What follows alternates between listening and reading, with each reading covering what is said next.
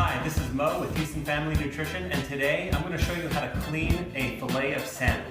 So I have a nice fillet of baby salmon right over here, and the first thing I'm going to do is just check for bones. So usually they'll take all the bones out for you, but sometimes there'll be one or two that are left over. So the way you can do that, kind of see these seams over here, just run your fingers back and forth, and then you'll be able to find, here's one.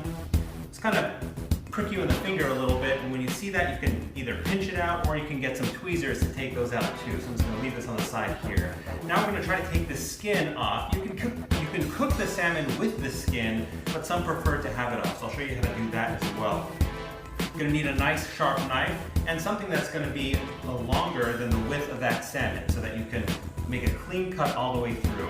The first thing I'm going to do is make a little cut on this angle, kind of cutting towards me, just so that I have a nice little piece to grab onto to cut the other way.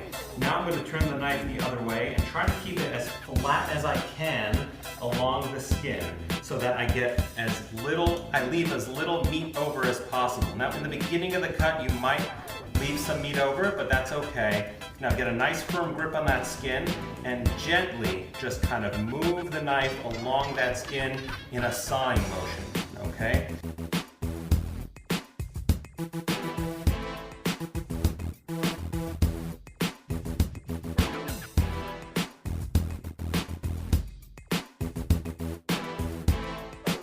Let's get to the end here.